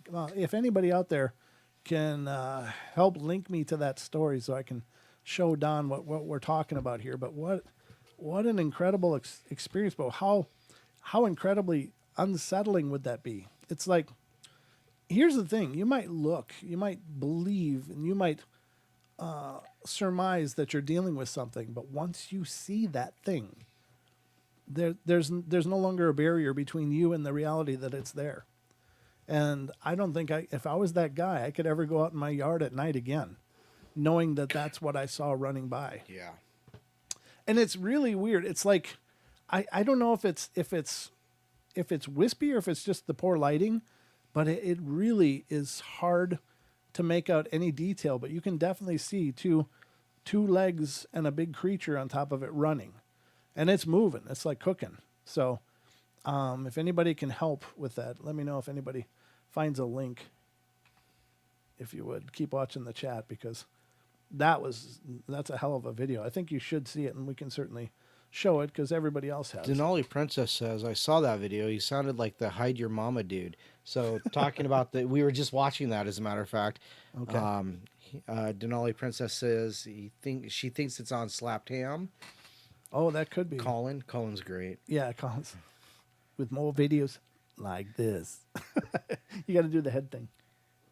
I don't know the head thing. You've never watched it? I've watched it, but I guess I've never noticed the head thing. He does this idiosyncratic thing. He kind of does this half smirk, turns half sideways, and then goes like this and smiles at the camera as he's saying stuff. It's just awesome. I like that guy. But yeah, that's Callan. Callan, that's right. I've slapped him, but I got to see if I can find that, because it's such a. Let me look on YouTube's youtube.com. I'm going to see if I can find that video, ladies and gentlemen. If we can just find a snippet of it. Dog man video. Let's see if anything comes up. I just need to see. I mean, it's really pretty new, and it's. I know somebody, cryptozoologist guy, looked into it, and it was Dark Waters that did. Oh, Dark was it? Waters looked into it. Yeah, Huh. he looked into it and had a lot to say about it, as I recall. But I'm trying to. I wish I could think of better keywords to use, because of course you do Dogman video and it's like you get everything. Maybe it's 2020. I don't know. 2020. Where was it though? That's what I don't know. 2020 Dogman video. No. Well, if anybody can find what I'm talking about, and it starts out with the guy, he's got like a do-rag on, he's in his house, and he's talking about, oh yeah, I'm seeing weird things. And then he pointed out his back door and says, well, there's my yard. And he's filming, the door's not all the way open, but it's, open, I don't know, about a third opened. And he's filming out this door. And then suddenly it enters into the ambient light from that street, that yard light that's out there. And it's just like, oh my God. And it lumbers right past, and it's just incredible. But that's what I keep thinking about when I'm hearing that guy say they're running, they're fast, couldn't really see them. And I was thinking about this video because even though it's running under a street lamp, you really don't see much except the hint of something or a clue of something. Mm-hmm. But, oh, man. Cha-Cha says she'll find it. Oh, yeah. She's brilliant at this. If you ever look at either Paranormal Portal Radio or the Paranormal Portal fans group, that's Cha-Cha digging up awesome stuff and posting it. So definitely check it out. And please, if you're not already involved in the Paranormal Portal fans group, just do a search on Facebook for Paranormal Portal fans. It's a group that she set up, and it's set up better than our Paranormal Portal Radio page, because if you guys comment on the Paranormal Portal Radio, it moves it into a different discussion page, so it's not all together on one page. But the way she set up this thing is, if you guys post, it'll be read on the front page as well, which is what I really wanted for the radio page, but I didn't know what the hell I was doing when I set it up, so that's kind of my bad. But no, I'm not finding it, but I know she will, so I'll just leave it there. I'll continue to read the rest of the article here. It says, what is going on here? From Texas, we have a report from a witness who claims this happened out in the Texas Hill Country during the hot summer months. He says that at the time he was visiting his parents' home, who lived there with the many cats, and the house was along a creek. The witness claims that one evening, one of the cats named Topaz, who usually followed him around on his walks around the property, was with him, but this evening would prove to be stranger than most. He says of what happened next, there's a creek on that property as well, and while usually we've never had any issues while down there, this one time had proven to be quite strange. Topaz the cat was unwilling to cross in her usual spot. She found it. She did? Okay. Well, let me finish reading this. Oh, there it is, yeah. Just watch that, Don, as I'm reading this, and check out that footage. Okay. But I will show it. If you can send me a link, or did she? It's in the chat. But It's in the chat? Okay. I'll send it to you. Thanks. It says, I noticed a little later that she was acting up as if something was threatening her, so I looked up and I saw it. This thing had long arms and it was tall, but I don't remember anything like talons or claws. I do remember antlers and matted fur, but nothing gaunt or skeletal, and very large dark eyes oriented forward like a predator's would be. The weirdest thing about the whole situation was just being entirely overcome with fear and dread, literally to the point of vomiting. I threw up and sprinted back up into the house with my cat and avoided the creek for ages, though weirdly I felt certain that whatever that thing was, it couldn't cross running water. And after a month, it felt like it had gone, and it was safe to go over there again alone. Now, as far as I know, there's no family history on either side for hallucinations. And even if there were, this would have been my only experience with one my entire life. And it's been almost a full decade since this happened. Mostly I'm wondering if anything of this description and presence has been encountered before, especially in Texas. Did you see it? Yeah, I think so. Yeah, it's He's really- smoking a big old blunt though. Is that a blunt? I don't know. Is it? Yeah, something. But yeah, it's crazy. Eesh.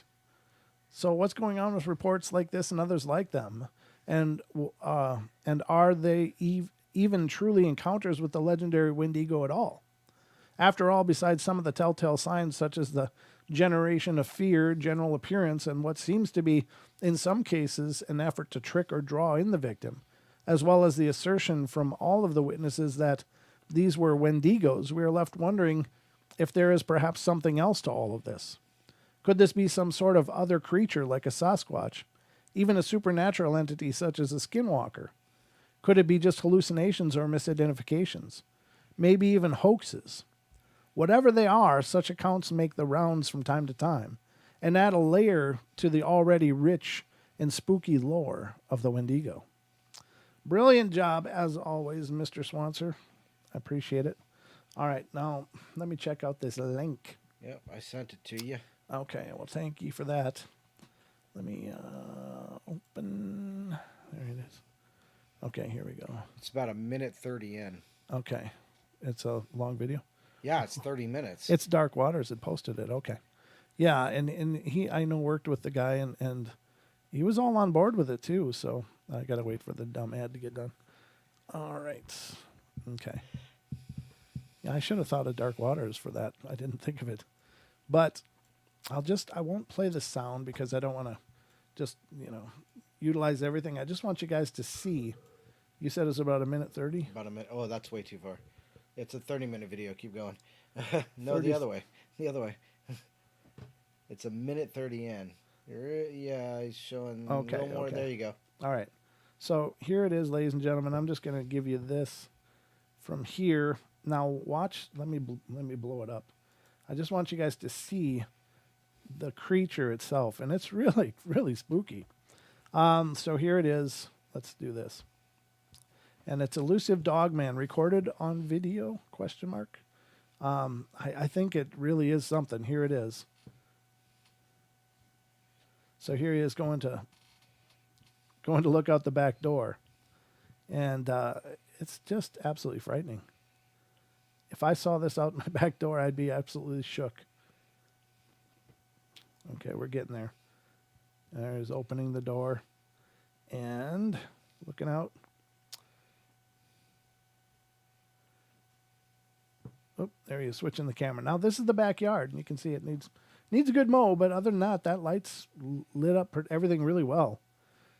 But he zooms in, and as he zooms in, keep an eye on this dark area here. It's creepy. And right There.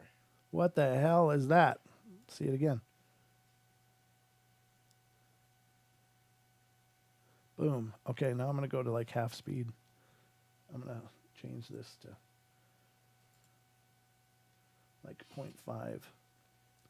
We're going to slow down the playback speed here so you guys can really see this, but it's absolutely frightening. And it's I mean, God. It's moving too. Yeah, it's moving, and I don't think it's at full tilt, but it's definitely jogging through.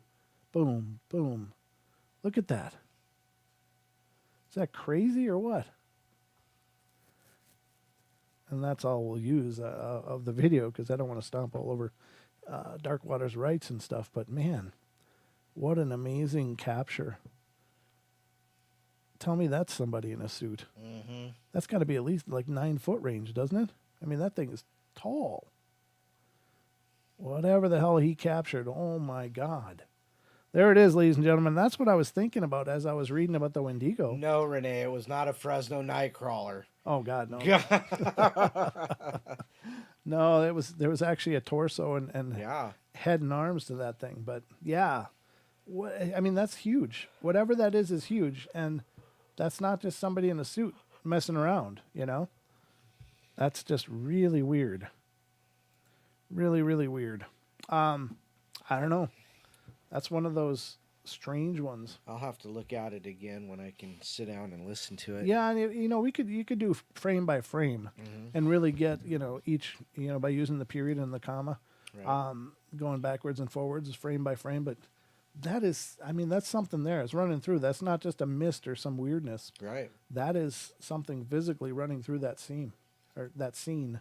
I said seam. Ruthie says, I'd poop my pants if I saw that in my backyard. Yeah, I know. well, I'm right there with you. Yeah. That's my point It's- too. Is it's- like, would you ever go outside at night again?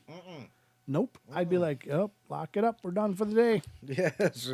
You know, and like, We're done. thank God cats go in litter pans. That's all I got to say. It's like, Yeah, no yep, doubt. got the gravel ready. You're good to go. But yeah, that's absolutely frightening. Whatever that is, it's a 1 in a million capture. Yeah, Aussie says if you look carefully enough, you can see the legs. The legs definitely got dog-like legs. So like the Yeah, they're digigrade. Digigrade, yeah. Yeah, not plantigrade, digigrade. I learned that from Vic when he was on. Right, exactly. Digigrade. Oh yeah, that's backwards, and very interesting. But yeah, crazy. It does. You know, I mean, emu would, I think, still be too small to be whatever that And was. those would be skinny legs. Yeah, yep. But it does have a real, I mean, a real stride to it. It does, yeah. It's moving right through that scene. Now, the interesting part also is that went right under that light. Yep. And whatever this thing was, if it's a dog man, if it's a, Wendigo, whatever the hell it is, it really absorbed most of that light. Yep. Like, it wasn't giving away anything, even running under a light. There was just a faint outline that something was there. And I think that that's absolutely spectacular, and that's also a breadcrumb. Like, whatever these things are, and possibly that's a trait that Sasquatch has as well, is that it's really hard to see them because they maybe absorb a lot of that light, and it doesn't reflect much back to anything else. Right. So is that a function of the hair, of the skin? I don't know, but it's incredible. It's absolutely incredible. So if you hadn't seen that, you're welcome, and I'm sorry at the same time because you can't unsee it now. Nope. You're stuck with that one. My God. Yeah, that's one of those videos I saw it and went, wow, that's the kind of capture you don't see much. Now, it's unfortunate he wasn't able to catch more. Like if he'd stayed zoomed out, he would have caught more of that motion. But he zoomed in, and just at that time, that thing plops through the scene. Could it be fake? I suppose. I suppose it could be. But I don't know. It's one of those things when you see it, that gut reaction is like, oh no. So I don't know. But everybody's got to be their own judge on that deal. Nobody can tell you if it's real or not. The only person that really knows for sure, I guess, is that guy that filmed it. Yeah, he's the only one that knows for sure, because it is possible to fake stuff like that. But still, I don't know. I didn't get the vibe from watching the video with the sound that he was the guy that would be, Well, and a lot of people said that his reaction to it was just genuine. Yeah. That he was freaked out. So, I gotta believe that that's, There's some merit to it. Yeah, exactly. Absolutely. So I can't certify it as real, but I'm telling you, it just seems to me that doesn't come across to me as a hoax. No. So, but you got to come to your own conclusions on that. Do you realize we only have 13 minutes left? 13 minutes left. Yeah. Wow is right. I don't know how these days go so fast. Oh. I'm kind of thanking God. It's been a long day. Oh, really? Yeah. Well, good. I always look forward to doing the shows most of all, though. Yeah. It's the highlight of one of the big highlights of my days for sure. So, but I hope you guys are enjoying it as well. I'm just going to try to find some smaller things to read. Oh, goodness. If I can. There's this was another one that I was going to read but never did. I want to see how long it is. I suppose I can get through this. Yeah, I should be able to get through this. I guess we'll do the trifecta tonight. Another Brent Swanson article. I had pulled it up like a week or so ago, and I was going to read it. Oh, go figure. Well, it goes with the chain of of tabs. You mean? Are you? No. It figures that it's in Ohio. Oh yeah, it's in Ohio. It's an Ohio cryptid for sure. Let me pull this off again. I didn't mean to move that over. All right, let's get to this article. This will be probably the last one we'll read tonight, ladies and gentlemen, as we've been doing wonderful, but the time has flown and left us with just mere shreds. Oh, one of our favorite Aussies just popped in. Ken's here. Hi, Ken. Hey, Ken. Good to see you, brother. He's being rather complimentary today. He's like, did Don lose weight? He's looking good. Thank you, sir. Have you been losing weight? I weigh 220 now. Oh, that's pretty good. When I went to the doctor last time, which was like 3 weeks ago, I guess I was like 230. Oh, there you go. You're But on the then right path. again, I think the battery in my scales going out so didn't quite get to 250 pounds. So Oh no. Okay. it loves me. Well, here's the next one, ladies and gentlemen. This one's another Brent Swanser article. Again, mysteriousuniverse.org. If you're looking for a fantastic paranormal site, definitely check it out. There's so many excellent authors writing pieces over there, and great informative stuff. So definitely check it out. And you should find Brent Swanser as well on Facebook. Get to be his friend. He's a great guy. He's always posting his work, and it's phenomenal stuff. So this one is the mysterious hairy beasts in Ohio. So I wonder if this is Grassman or is this a number of them. So a giant hairy hominid called Bigfoot or Sasquatch has been around a long time, has materialized in reports from the most far-flung corners of the United States and beyond. Every state of the Union has had reports of something like this lurking in their wildernesses. Yes, including Hawaii. Wow. I wonder what he's referring to there. Okay. Well, we might find out. Yeah, maybe. And it is enough to seriously give one pause as to just what is going on here. One state that might be far from the first that might conjure up in one's mind when asked to think about Bigfoot encounters is the state of Ohio.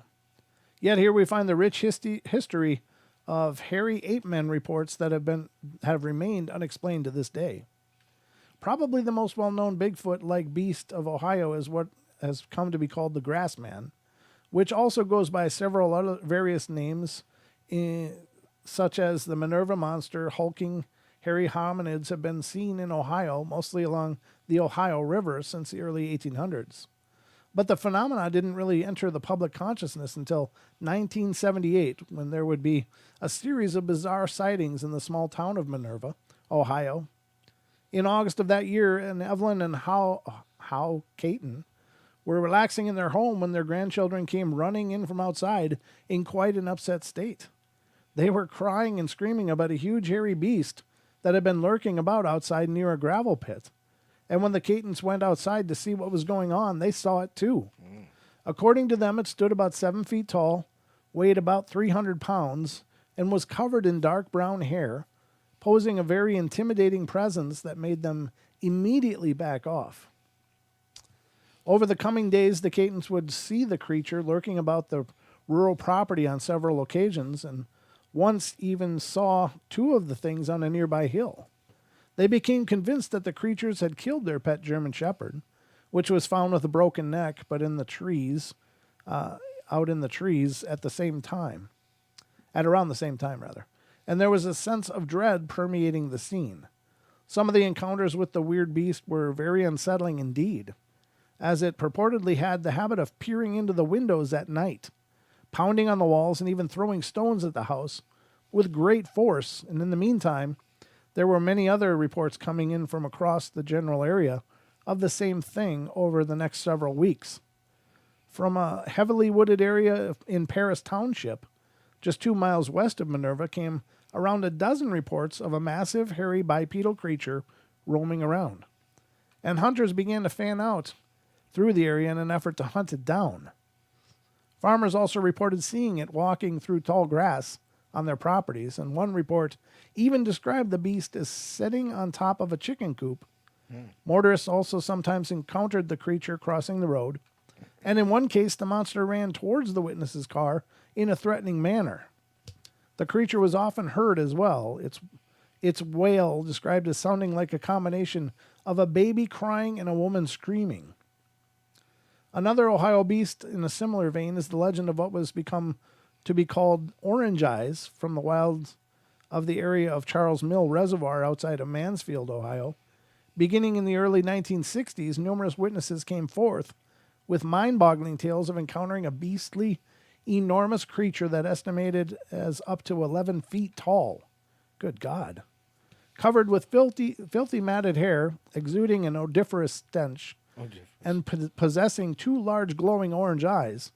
The bizarre creature was most often said to roam about an area called Ruggles Road, which was a popular makeout place for young couples, and also had the nickname of Lover's Lane. God, I think every town had a lover's lane. The monstrosity was known to terrorize those who came here, looming over vehicles menacingly, banging on the windows, or even rocking cars to the point that they threatened to tip over.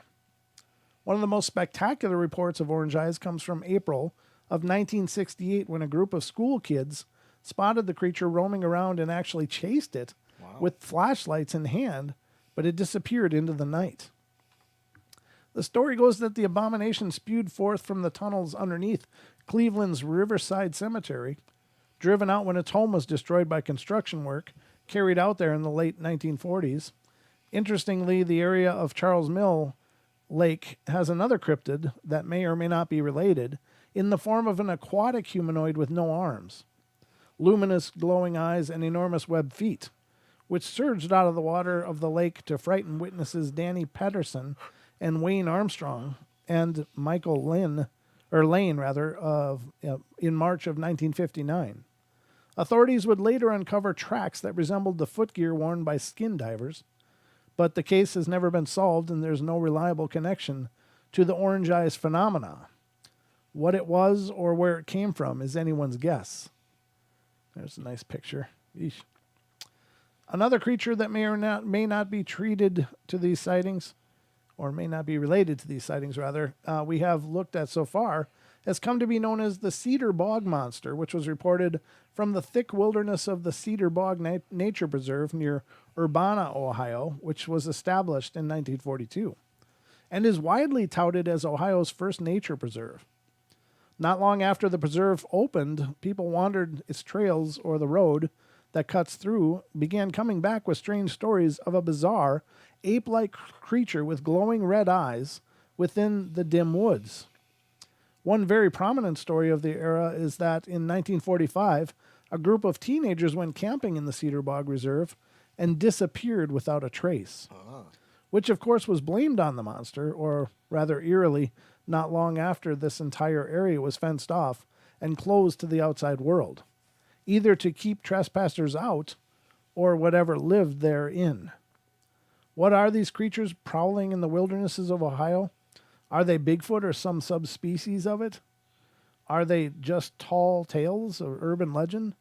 The answers are not clear, but sighting reports such as these have ingrained themselves into the landscape of Ohio and present a compelling mystery that may or may not ever be solved. Dum, dum, dum, dum. Bum, bum, bum, bum. Well, there you got it, Don. That's more of Ohio right there, brother. You know what, Don? Is it time? I'm thankful for you, Oh, isn't he just so sweet? but I am. I'm thankful for you for having me here for this long. It's amazing somebody's been able to put up with me. So, hey, Rodman says thylacine researcher Murray McAllister came to visit him this week and to so he could show him where his sightings were. He's seen 3 thylacines there 20 years ago and obsessed like me ever since. Wow. So, yeah, that's cool. Very cool. Very cool. Yeah, I hope, we just covered a story, Ken, that they were working on some genetic sampling equipment to put around areas of hotspots to see if they can pick up the DNA, because they still have samples from the last living ones that were in the zoos. Right. So they're apparently tuning these sensors to look for the genetic material of the thylacine in specific areas, and that may help researchers zero in on where they are. It's surprising to me, because I'll tell you, the fact that they're willing to invest in such a undertaking has to at least be a good sign that they do probably believe They're considering it. there's something is there, Right. that all these people aren't wrong. Right. So that's really exciting. So brother, I'm here. I if you ever see more, let us know for sure. But that's pretty incredible, and they may actually reestablish the existence officially. But I know you guys don't really need that. What you guys see, you've seen. But Brent and Don, have a great Thanksgiving. Well done once again. Thank you, Titan brother. Thank you very much. I've been touched. Thanks, Ness. Okay. Thanks, Ethan, for let me read that. He's been doing his thing again. He's been doing his He's thing. poking people. Uh-oh. Ah. Well, ladies and gentlemen, I think that's going to wrap it up for us. But anything in closing, Don? No, don't forget, we do have the Teespring, the Teespring store. It's teesprings.com/stores with an S at the end, /paranormal-portal. I should probably put up a Christmas. You should. Yeah, Christmas discount. And or you should put something. up that shirt that has just the Paranormal Portal logo straight across. Right, I still got to do that. You know Yep. what? I got 3 days off. I'll see what I can Good. do. All right. So watch the Teespring site, ladies and gentlemen. Our own Don Longbeard will have some new entrances. Hopefully.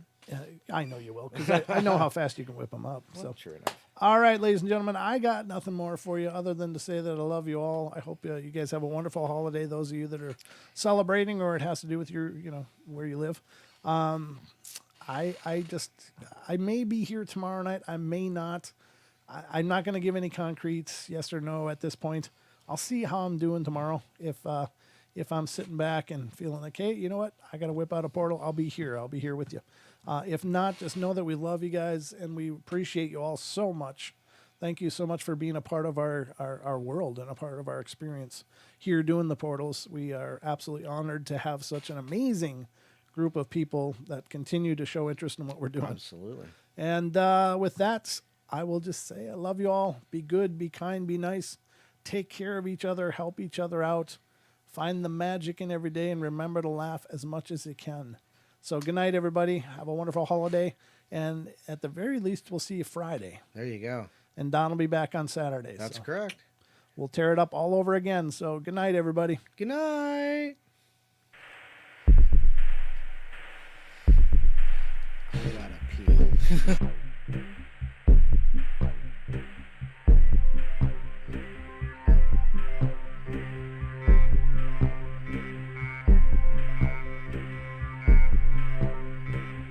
Woo!